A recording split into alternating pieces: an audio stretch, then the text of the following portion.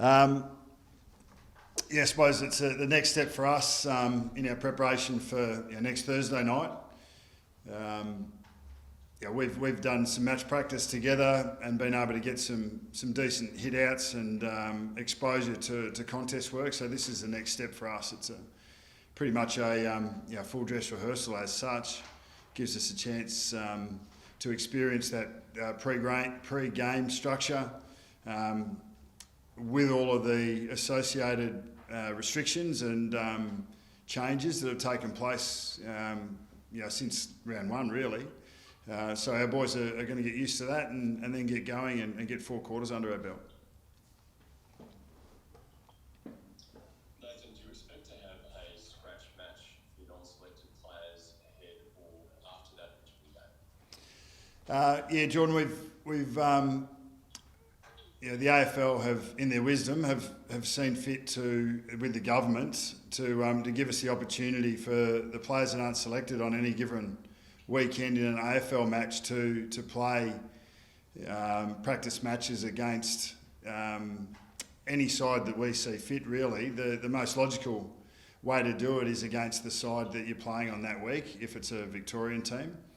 So we've arranged a practice match hit out with Richmond. The final details aren't sort of concluded at this point. We will have a practice match against Richmond this weekend or during the week, whether it's Wednesday or Thursday. We're not sure if curtain raisers are going to be allowed. The AFL are still in the process of letting us know whether that's going to happen. Personally and as a program, we think it's very important for the players that aren't selected at AFL level to be able to get match practice in. For them, they want to be able to put their hand up and show their form and stake their claim to be selected, in weeks beyond the games that they're going to be not selected. And I think the other thing is really important is for their well-being and for their motivation levels. It's really important for them to be able to play and actually see some improvement from the work that they're going to be doing during the week. So wrapped that the AFL have seen fit to put that in place, and looking forward to play as many weeks as we possibly can, a second tier match aligned with our AFL match when that's possible.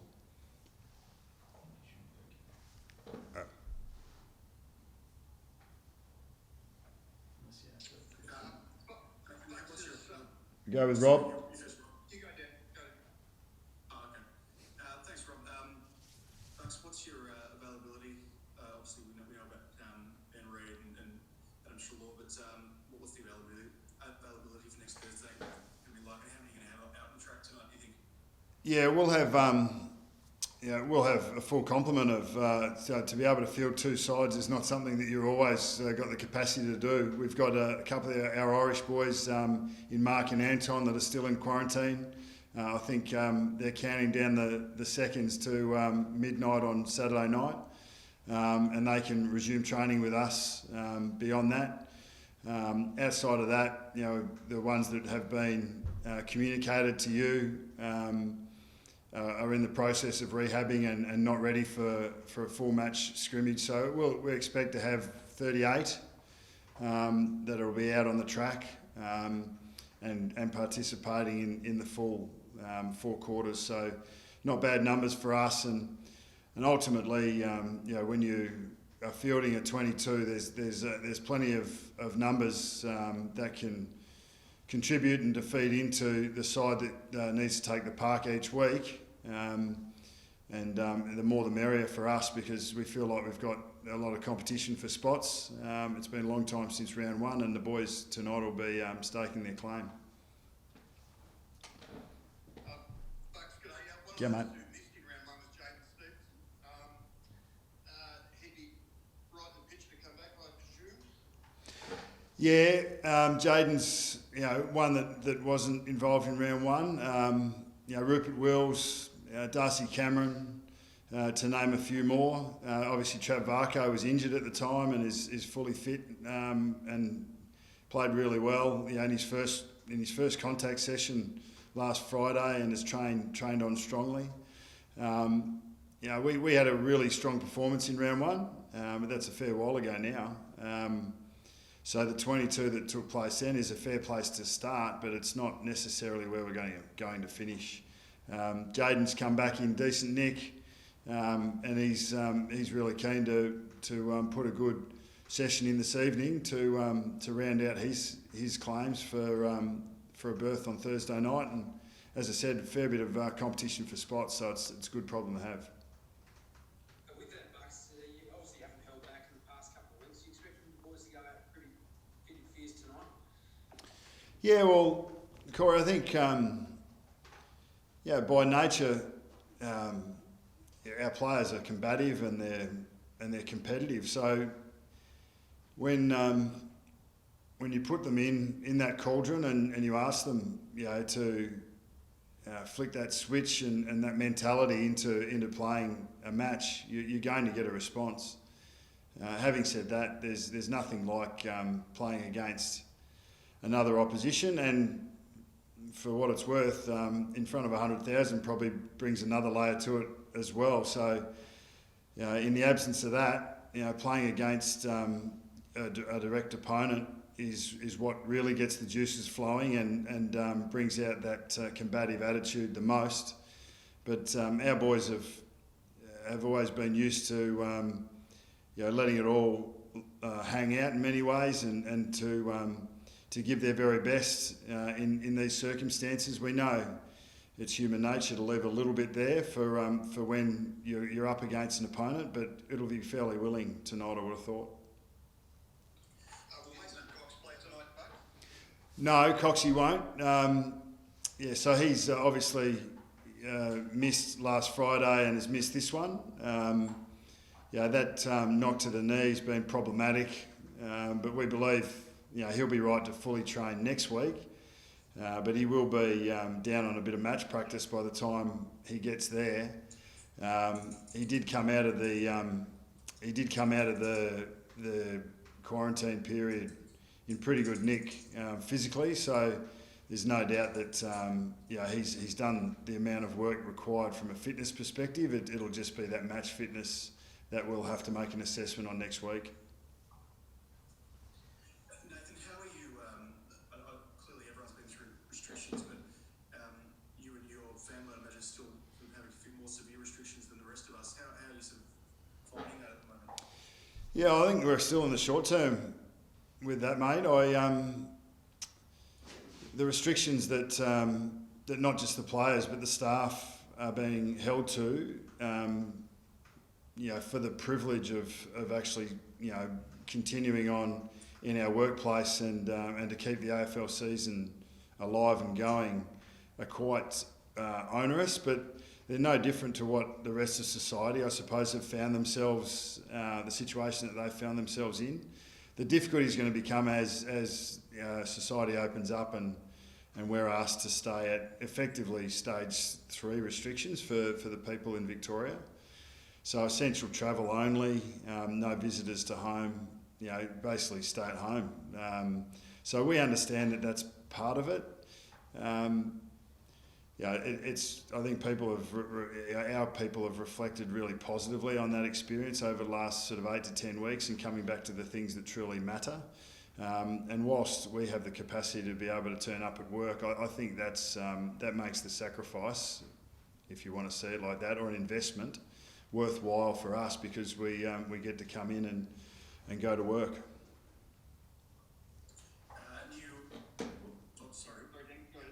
Just your tweet about leadership and the Bible, looked like it was a reference to Donald Trump. I mean, do you want to expand on that at all? Clearly, you haven't been investing your views on these sorts of matters. Yeah, well, it got really religious and really political really quickly, the feedback.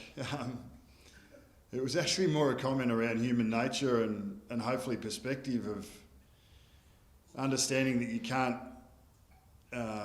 can't walk a mile in someone else's shoes. You can have empathy and understanding, but the easiest place to start is to actually treat people as you wish to be treated yourself.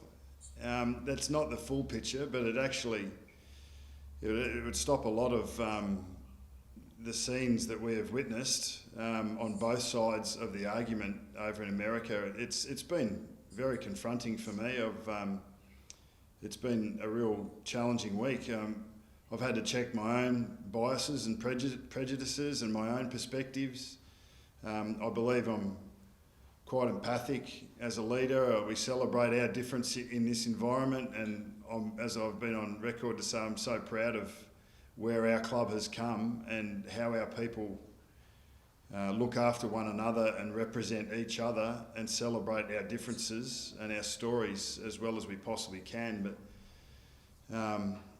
there's clearly more that we can all do, and there's a different perspective for us all to have. And I'm learning every day, and some of the things that I've absorbed and been exposed to over the last sort of 4 or 5 days in particular really get you asking questions about yourself and whether you're doing enough.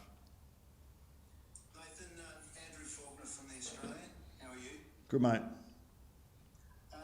As a past Port Adelaide champion, what's your view on the prison bar brouhaha? For one, I think it's not a great year to turn 150 from what we've faced, and unfortunately the Port Adelaide side in the SANFL isn't going to have the capacity to take the field. So I feel their pain in that regard. It's you wouldn't have anticipated to try and celebrate the history of the football club, a great football club.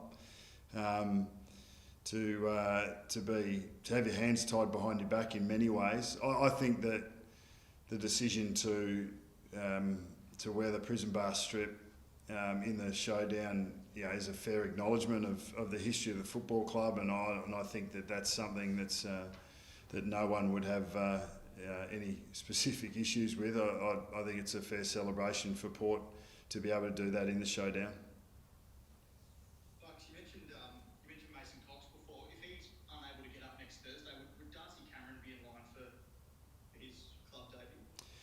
Yeah, well, I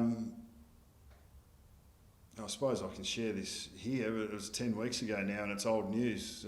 But out of our round one game, Brodie Myercheck had suffered a partially collapsed lung and wouldn't have played against Richmond, and Darcy was the player that would have come in for him to play that exact role. So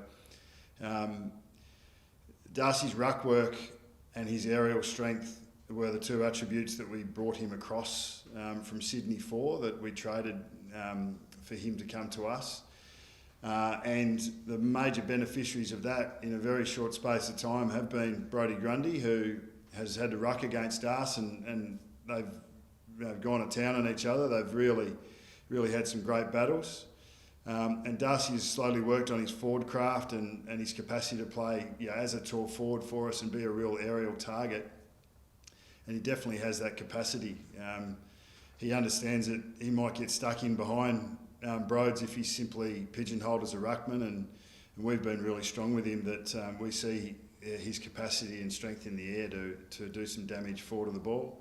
He played a particularly good game against Richmond in the Marsh series in Wangaratta, and he's training really well. So he's not that far away, and if Mason wasn't to get up, we've got no doubt that he could come in and play a really important role.